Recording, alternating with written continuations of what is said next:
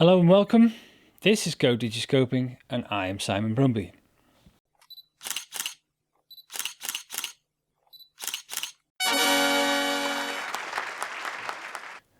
The gentleman in the coming video has been digiscoping for longer than most of us, has a wealth of knowledge and experience and a passion for birds that I think shines through in his work. Neil has travelled to various places around the world and taken his scope with him. Subsequently has amassed quite a collection of digiscoped images of bird species. I don't know of anybody who has more digiscoped images of birds species than him. If you know of somebody who does, I'd love to hear from you. That would be really cool to see. So without much further ado, Neil Fifer. I'm Neil Fifer. I've been digiscoping for about 15 years now, since I retired.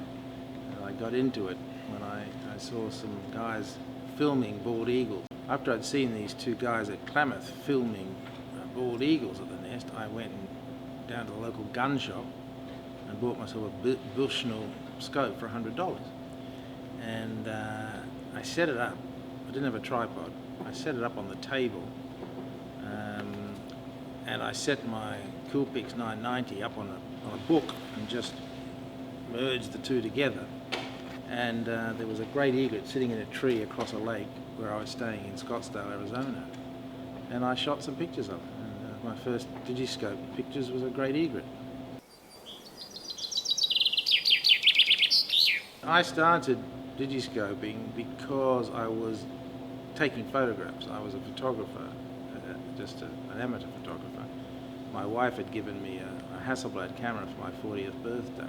Down in Sydney, where I was living, that gets you into being surrounded by birds in the trees, lorikeets and corellas and all those sorts of interesting Australian birds, and I started photographing those. I must remember that, 15 years ago, there weren't a lot of big lenses out there. They were very expensive, but you couldn't get out there very far. You couldn't get out there at 1,500, 2,000, 3,000 millimeters, unless you put a Coolpix 990 or a 4500 on a scope. I'm thinking of the record shot. I'm always looking for distance.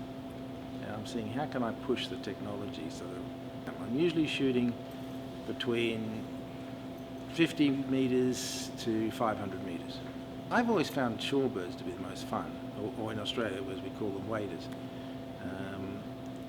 Because they're always a long way away, they're small, and quite often you can't get too close because it's over water.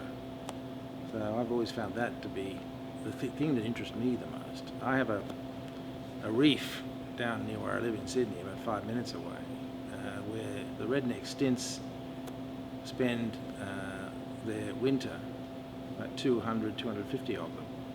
And I see them pass through Hong Kong these days on their way to Siberia, and it's exciting to me to follow them, to see them go all that way, a tiny little bird, to go sort of 11,000 kilometers.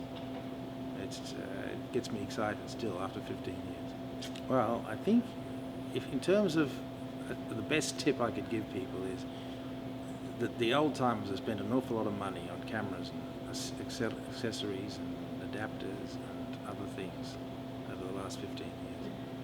More than I'd like to add up. So you're better off buying expensive to start with. If you buy expensive to start with the technology available today, you won't have to upgrade again in the near future. Whereas we always had to, because we started with cameras that are only 3 megapixels.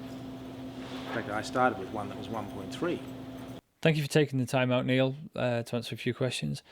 And on a side note, will everybody send in positive vibes, and we all hope you're feeling better soon.